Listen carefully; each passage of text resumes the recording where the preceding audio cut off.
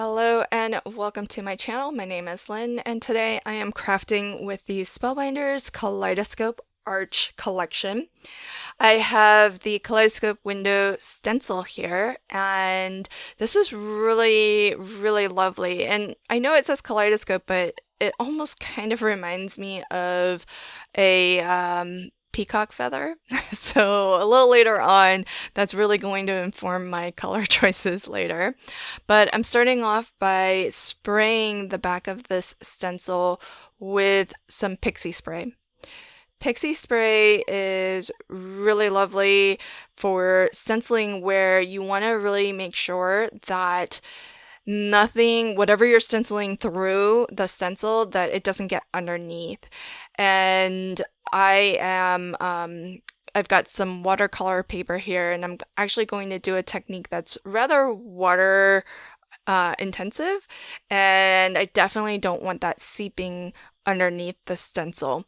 So the pixie spray is really great for that because it's low tack, so it will grab and have a little bit of that seal so that nothing can get underneath the stencil. But when you go to lift it off of your card panel, it's not going to tear your panel. So it's really great for techniques like these. I've pulled out my shimmer powders, and as I mentioned, the blue and the greens were where my head went to first. And then I did have a consideration of maybe using rainbow colors, but I actually don't have a purple shimmer powder. So I don't know if Nuvo makes a purple shimmer powder. I'll have to look into that. But I abandoned that idea, but I did add a third color. And so you'll see me use 3 colors to create a little bit of an ombre. I've got my stencil on my watercolor paper, and this is actually the new Spellbinders watercolor. So you see how the stencil just grabs onto that panel. I did use a brayer, really, to make sure that it's got some nice firm contact, because when I do this technique, I'm going to spray water over this entire panel, and if it's not stuck down, I'm not going to get very clean lines when this panel dries. It's just going to look really blurry, and that might be a nice look, but that's not what I'm going for today. I really want to try to keep some nice sharp lines so that you can really see the design of this stencil. Now, with shimmer powders, if you've never used them before, it's pigmented powder and a bit of mica, and as well, I believe there's a dry binding agent. So I've dusted my panel with it, and then I'm spritzing it with just some plain distilled water, and you can see that color really burst to life. I did spray, it didn't look like a lot, but it was quite a lot of water. And so I took a second panel of the same size, and I'm just putting that right on top and braying over it just to pick up that excess water. That top panel, it's not going to have as nice of a well-defined design, but it's going to be interesting and usable, and I'd rather have that than to have wasted that lovely color. And I'm gonna let my panels just dry naturally, but you could, if you wanted to, you could take a heat gun to it and help it along and help it to dry even faster.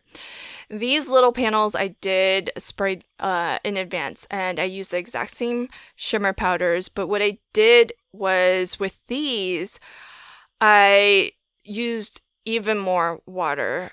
So not as much pigment and more water, and the effect of that is it is a lot more solid in color, and also a lot, in a sense, a lot lighter because the water has diluted it more. With the background panel, when I bring you in for a close-up, you'll probably be able to notice there are some areas that are very intense in color and then some areas that feel much more watered down.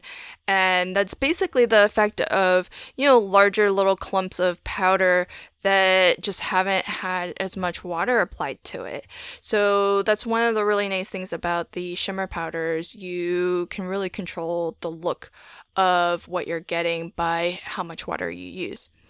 I've got the Kaleidoscope Sentiment stamp set here, and it's really great. It goes perfectly with the Stitch Kaleidoscope Arch, and even though it is a stitching die set, you don't necessarily have to use the stitching aspect of it. In fact, there are separate die plates that add the piercing holes and add additional options for actually using this as a stitch design. I'm not going to do any stitching on this card today. I really want this to be about that beautiful background and the colors of these shimmer powders. So I'm just going to stamp my sentiment right onto that. And here's my dried panel. It's really, really lovely. I really like how that turned out. And that ombre from the yellow to the green to the blue worked really well. So the last thing that I want to do is actually stamp out this additional sentiment, because in the die set, there's also a double fishtail banner die that is perfect for die cutting some of the additional sentiments that you get as part of the Kaleidoscope Sentiment stamp set, which is pretty cool. It's a nice stamp set that you can use for birthdays and gratitude or thanks cards, because you have happy birthday and thanks so much as the two large ones that will stamp into that arch. But then you also have make a wish, enjoy your day, and for everything. But the banner die it's a really nice size, and I think a lot of sentiments would fit into that banner. So you could actually use different sentiments from different sets that you might have, and you could use just the top portion of the arch for happy and use that banner die and any occasion. So you could do happy Thanksgiving, happy holidays, happy anniversary. So definitely this is one where you can really mix and match a lot with your stash. So I've got my panel here, and I'm gonna do is actually cut this down a little bit, because I want to have a nice thin black border around everything. Black, I feel, tends to help bright colors really pop because of the contrast that it adds.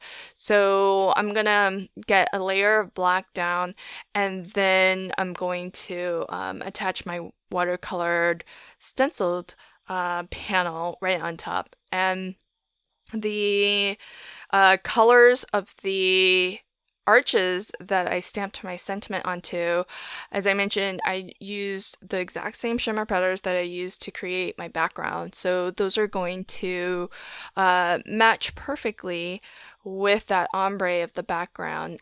But the background I left to be a little bit lighter, and of course you've got that lovely kaleidoscope window stenciled design through there. So that also helps to lighten up that panel. And it's the contrast of that with the more solid color behind the sentiment arches, I think helps to make the sentiment stand out a little bit. So that ended up working out pretty well. So even though I use the same colors, to my eyes anyhow, it doesn't really blend too much into the background, even though it is the same color. But one's just more solid and the other just feels a little bit more kind of airy. I've got an acrylic block on top of my panel here as I continue to work on everything else, just to make sure that it stays nice and flat. The watercolor paper that I'm using is from Spellbinders, and it actually, it took quite a lot of water perfectly okay. as with all watercolor papers, when you initially spray it with water, it'll curl a little bit, but once you let it dry, it's going to flatten right back out. So I found that it was really great. It's got, I think it's cold press because on one side it's got a textured finish, but on the opposite side, it's actually pretty smooth. So if you wanted to do what I did, where I've stamped my sentiment onto it, you can always work with the smooth side. And that way, it might be a lot easier to get a nice, crisp, clean, stamped impression. So I like that. I like the fact that you have the option of using either the smooth side or the more textured side. I did for my initial panel, I did use the smooth side because, again, I wanted the nice sharp lines of the stencil. So I wanted to make sure that the stencil really adhered nice and flat against the watercolor panel. So that's why I used the smooth side for all of my card today. But definitely I do like the look of a textured, that watercolor texture. So I'll definitely be playing with the watercolor paper more.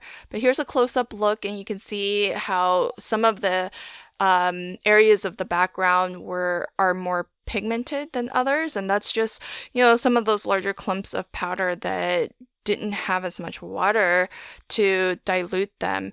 And as well, I did use so much water that I could actually see the water kind of pool up into those little reservoirs within the stencil. And so as that dries, it also tends to also intensify some of those areas. This card was a lot of fun to create. Let me know what you think in the description box below. I'll leave links to everything in case you want to check it out in more detail for yourself. And until next time, happy crafting and have a fabulous day. Thanks. Bye.